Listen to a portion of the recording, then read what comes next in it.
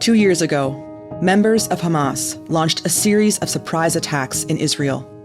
Over 1,200 people were killed, and around 250 were taken hostage, according to Israeli authorities. Israel responded with an all-out attack on the Gaza Strip, with the stated aim of eliminating Hamas. Since then, over 67,000 people in Gaza have been killed, according to the Palestinian Ministry of Health. And many parts of Gaza have been destroyed. Of the 48 remaining Israeli hostages, around 20 are thought to still be alive. We at the Decibel had a discussion about how to cover this day, and we wanted to think about how to reflect what's going on in the Canadian Jewish diaspora, because those conversations are particularly complex.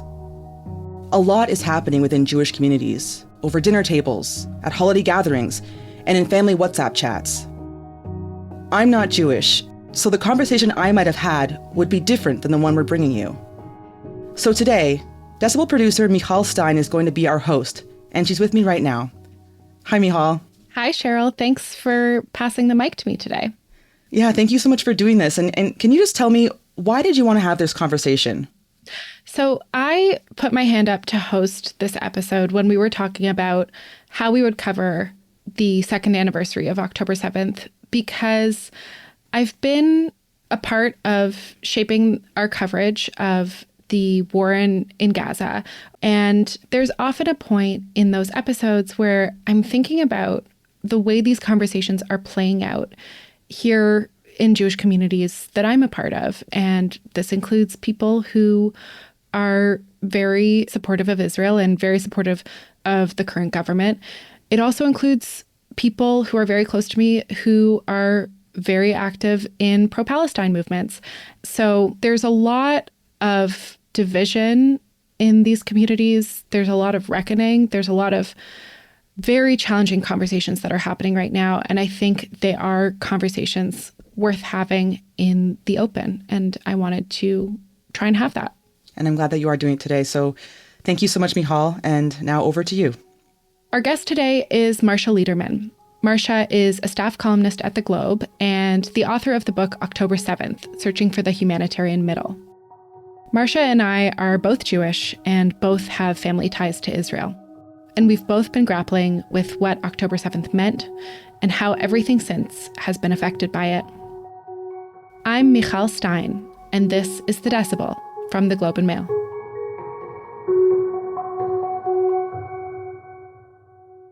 Marcia, thank you so much for taking the time to join us today.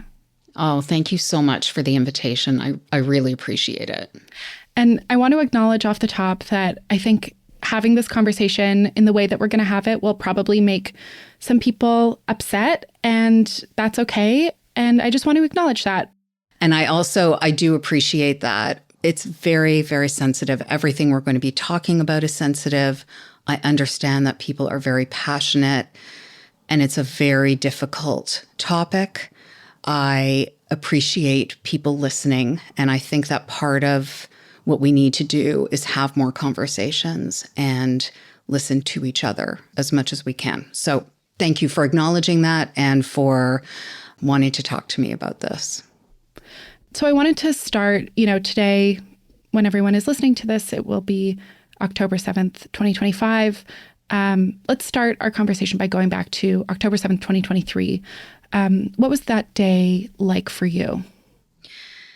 It's one of those days that you remember forever. You remember forever where you were when you found out. And for me, it was actually October 6th when I started to see something was happening, because I live on the West Coast in Vancouver.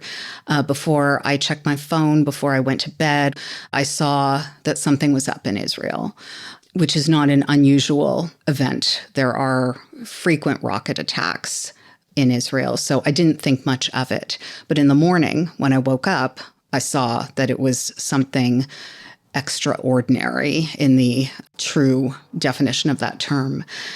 That weekend, it was Thanksgiving weekend. My son was turning 15, so there were all these celebrations.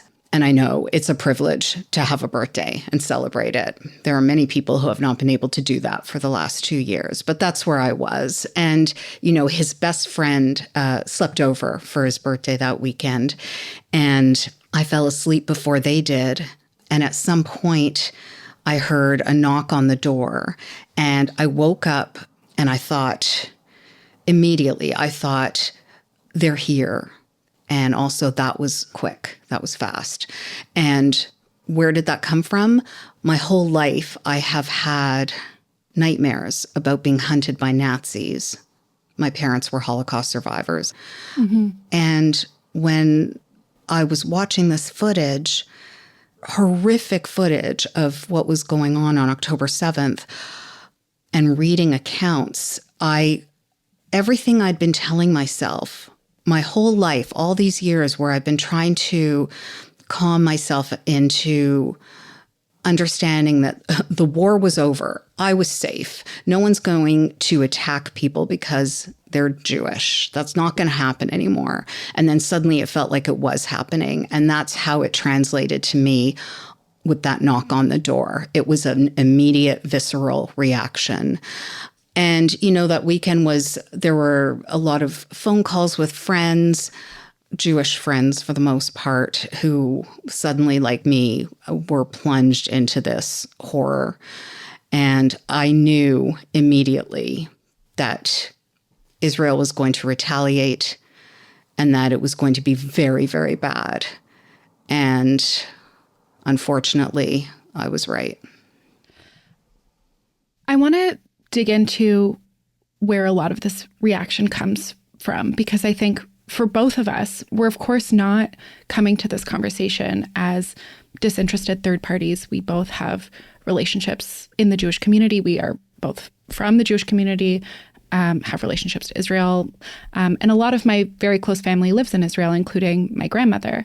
So Marcia, if we think about your reaction that day, that obviously comes from everything that has informed how you relate to the world as a Jewish person. Can you talk a bit about that, about your relationship to Judaism and to Israel? Yeah, I just want to ask if your grandmother's okay and your family. Thank you. My grandmother is, thankfully, she is okay. She is 99. She, God willing, will turn 100 in March. And hopefully I will go and visit her there. She's, had many nights where she's had to stay in the safe room, but again, thankfully, my family all have safe rooms in their homes. And so everyone in my family, thankfully, is all okay. I'm glad to hear that. Yeah, listen, I was raised in a house that was affected in every way by the Holocaust. I had no grandparents. My grandparents were all murdered in gas chambers. Most of my aunts and uncles did not survive to become my aunts and uncles. They too were murdered. My mother and her sister and their aunt survived the war, most of it together, in Auschwitz, and then at a satellite camp of Buchenwald, and then a death march. And they were liberated together. That aunt and my mother's sister both went to Palestine after the war. That could have been my fate too. My parents were also discussing the possibility of going to Palestine. In the end, they ended up coming to Canada. But because of that, like you, I have familial ties to Israel, family that lives there. My great aunt and her husband, my great uncle, are no longer alive, but their kids and grandkids are. And I have other relatives on my father's side. And Israel was very much part of our home life. I mean, I remember an embroidery that my mother did of an elderly Jewish man with a shofar, which is a ram's horn, yes, at the Western Wall. And this was something that was, very prominent in our home. And there was a lot of Judaica. And Israel and Judaism were absolutely a central part of our lives. We weren't religious, but we did observe the holidays. And pork did not cross the threshold of that home either. But I was raised very much in those traditions, and with the sadness of the Holocaust, and with the hope that Israel symbolized for my parents. Okay, so for you and I think many other Jewish people listening, the ties can be very close because circumstances of where people went after the Holocaust or in years since, there are many Jewish people from communities in the Middle East and North Africa that were expelled from their countries after the founding of Israel, that also many of them moved to Israel. And then, of course, just even the way that we talk about Israel within our communities has created very close ties. Why do you think that the events of October 7th had such a profound impact on the Jewish diaspora? Oh, we are very connected to Israel. There's no question. I mean, it's like almost a rite of passage. At the age of 18, I went and spent a summer in Israel. I worked on a kibbutz. I toured around, and I've been back a few times since, not since 1998, but I have been there quite a few times. But it's not just about the political state of Israel. We were just talking about going to synagogue. And when I do go basically once a year on Yom Kippur, which was last week, I was reading through the prayer book and I was noticing how often the prayers mention, and these are prayers that were written long before 1948, Eretz Israel, the land of Israel, or Zion, Jerusalem. So it's central not just to the culture, but to the religion. And that's not just the country, but it's also religiously, which, as I said, I'm not exactly observant, but it's there. We read these words, we sing them once a year or perhaps more often if you do go to synagogue more regularly. And it's also something that is part of it was a dreamy thing that happened for us, that after this nightmare of the Holocaust, the state of Israel was established and Jews finally had their homeland. That was a very powerful moment for my family and for Jewish people around the world. There's something that you hit on there, which is that, this dreamy thing happened, that finally there was this state. But it happened at a cost. And I think that's this great tension here, which is there was so much suffering, there's so much strife in our history. And then to finally have a nation. But what does it mean to build a nation in a place, that was already inhabited? How do you think we grapple with that, the place that we spent millennia writing poems about, writing prayers about, necessarily displaced another people? Yeah, it's horrifying. It was also something that I did not know about. I mean, not as an adult, but as a child growing up. I didn't go to Hebrew day school, but I did go to Hebrew school 3 times a week. And we learned about the history of Israel, but we learned it from one perspective. It was told like a story with a happy ending. We did not learn about the Arabs who were on the land and who were displaced. We did not learn about people whose homes were lost, Arabs who lost their homes and ended up in refugee camps. We didn't learn any of that. I don't know how old I was when I first heard the word Nakba, but it was not when I was deeply learning this history at school. And so I feel that because of that, we were not told the whole story. And I think that has had an impact for sure. So I feel sad about that. I feel a little bit robbed of the truth, but it doesn't stop me from believing that the Jews deserve a homeland and that the state of Israel has a right to exist. It doesn't mean it came out of nothing, that it was poof, magic, here you are, no one's getting hurt. Many, many people were hurt, killed, lost their homes. And so it's almost like we need a truth and reconciliation process. The truth was it was withheld from me at a time when it was not easy to access information. I grew up in the pre-internet era, and I think reconciliation needs to happen as well. I mean, we're not there yet. We're still in a war, which hopefully is going to end soon. But I have made it my mission to read as widely as possible about this and learn as much as I can to make up for that, and to read about this history from as many perspectives as possible. It's really, and it's not just something we learned, it was a thing we felt. Mm-hmm. I have a very strong recollection of seeing a video from 1967. This is the Six-Day War, when the occupied territories, as we now know them, were captured by Israel. The video showed Israeli soldiers, as I recall, arriving at the Western Wall for the first time, because the Western Wall, which is the most holy place in Judaism, was not accessible to Jews, to Israelis at that time. It was not before the 1967 war. And I remember seeing this video of them getting to the wall and weeping and touching it. And that hits hard. That was something, I still think about that. So it wasn't just about learning lessons. It was about the emotion of it all. Mm-hmm. I want to pick up on a thread of what you have been talking about.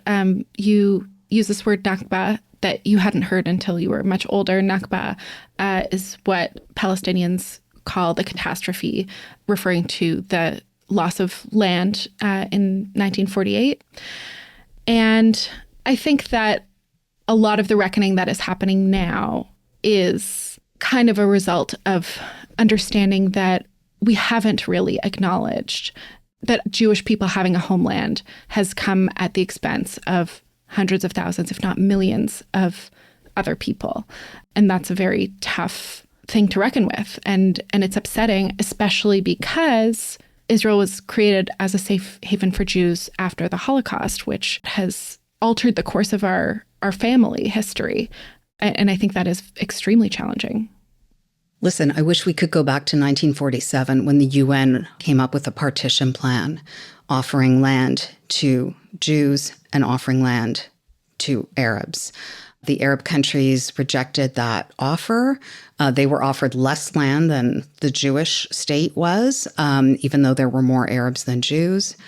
And I wish we could go back to a time when we seemed very close to a two-state solution, which happened with the Oslo Accords, and again, didn't work out, was rejected. I don't see any excuse for violence on any side. I am hoping that we can have a political solution to this. And to me, that is a two-state solution. That's where I believe we can offer peace and security and dignity to all people. We'll be right back.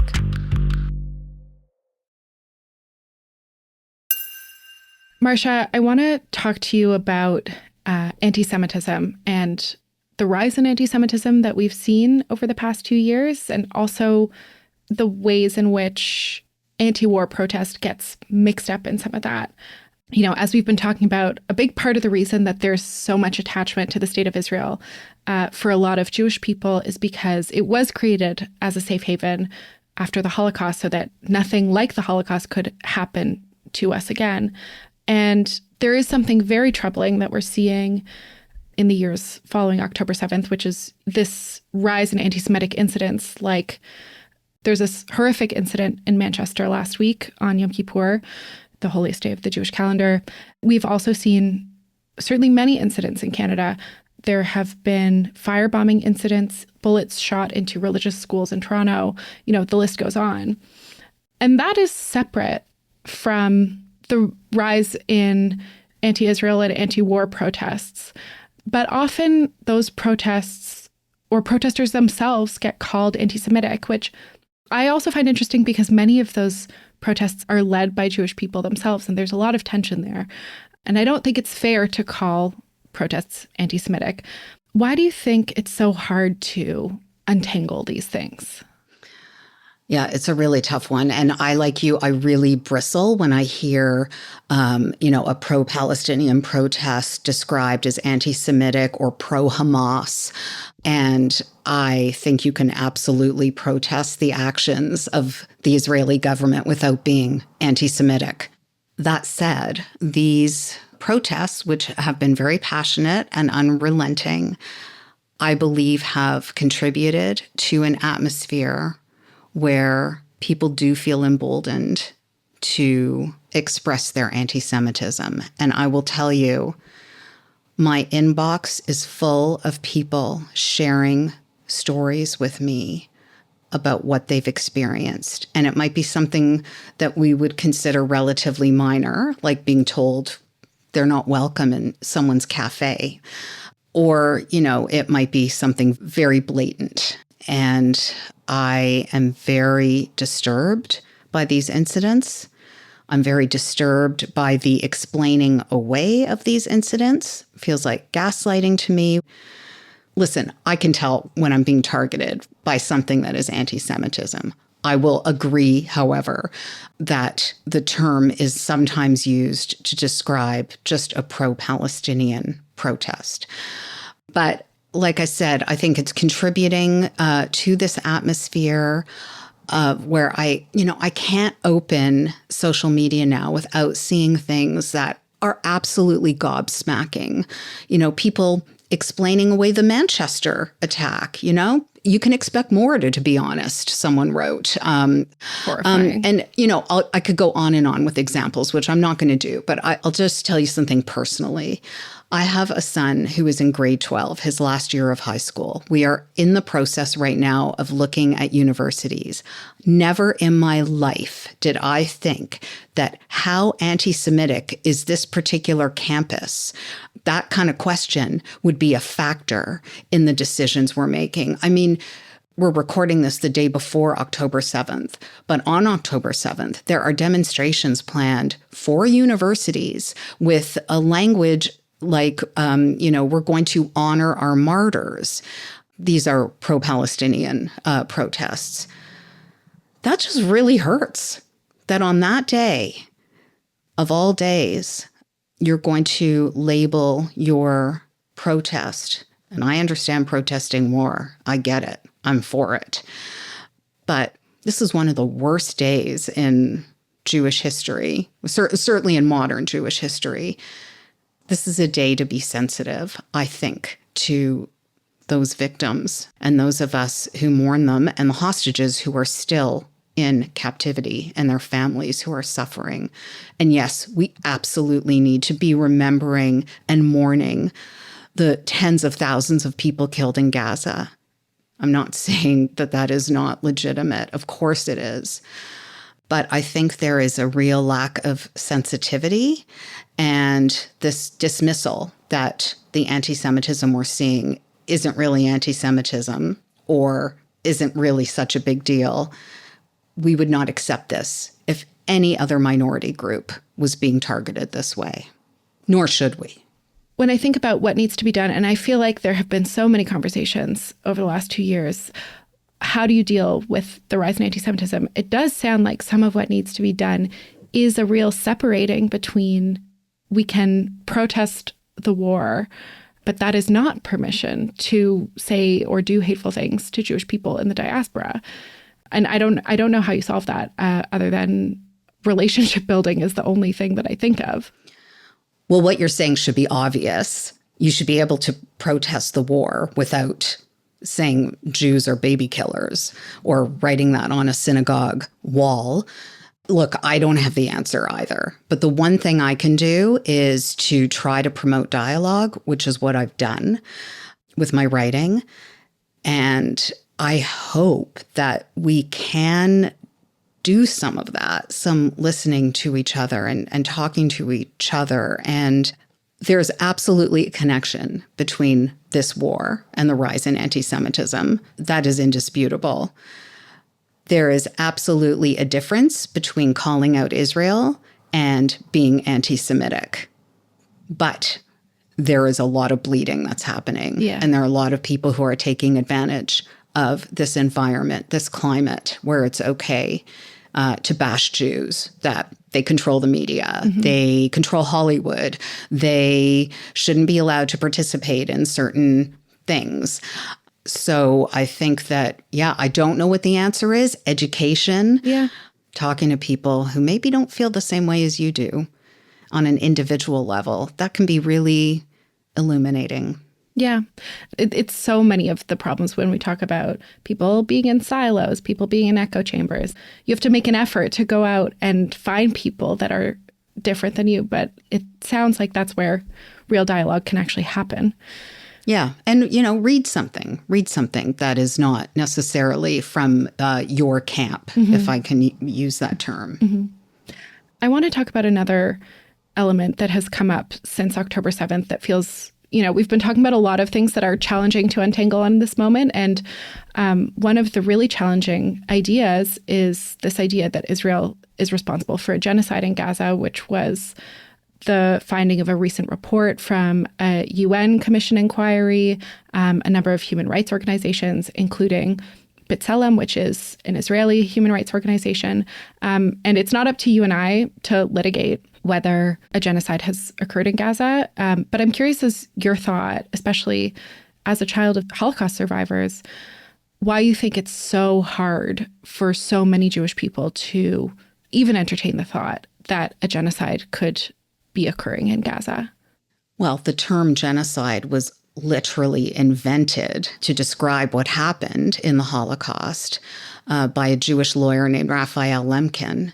The state of Israel was established because of that genocide. So to contemplate that this, of all countries, could be guilty of that same crime, that is beyond. It's very, very sensitive. And as you say, it's a matter for the courts to litigate. And yes, many experts have weighed in and said it's a genocide. And that is extremely hurtful for many people in the Jewish community.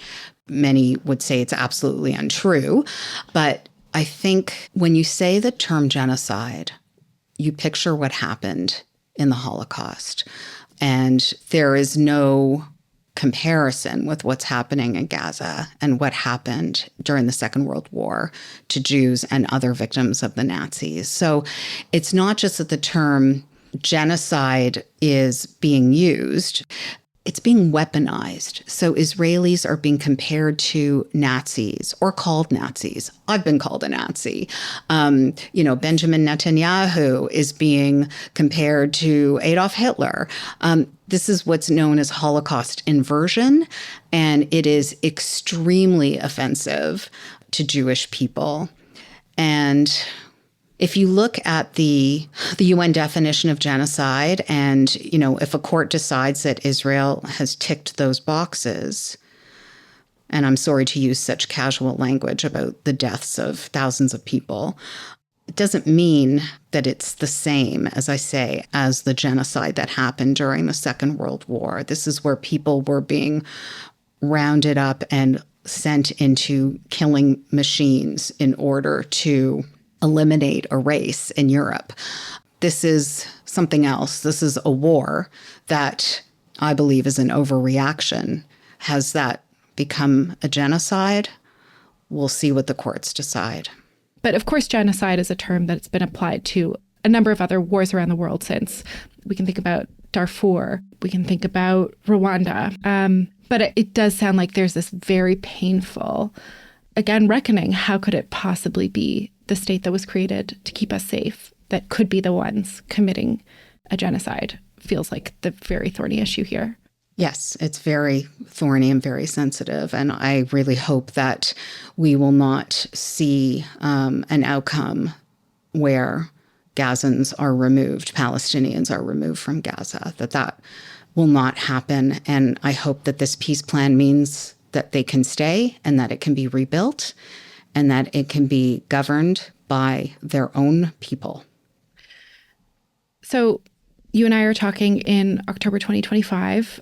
We've just come out of the high holidays. Every year around this time, we go through this reflection and reckoning. If we're thinking about having this conversation a year from now, what are your hopes for what the situation will be this time next year? well, the war will be over, please God. That could happen soon, I hope. That the living hostages are recovering with the love and support of their families and communities, that Gaza is being rebuilt. Victims are recovering. There are schools for children to go to, hospitals and medical clinics for people who need medical attention, and that there are also psychological counseling services available, because this is a people who have been traumatized, who are traumatized. And I hope that this land is governed by Palestinians with the aid of other Arab countries, not Hamas, not a terrorist group that would do what it did on October 7th, 2023. I hope we're on our way to 2 states. I don't know how quickly that happens. Could it happen in a year? Maybe. But I do hope that this utter catastrophe is in the rearview mirror and we are in a recovery period. We are able to repair. And you talked about the high holidays, and one of the messages that came through to me when I was observing Yom Kippur was that we should want to make the world a better place. And the world right now feels like a terrible place. And I think it can make us all feel powerless, and I feel powerless. I hope that there's something I can do, and I want everyone to think about this who's listening. What can you do to help repair? Is it sending money to Gaza? Is it sponsoring a family? Is it giving money to one of the amazing groups that brings Israelis and Palestinians together? I don't know. Is it talking to a friend?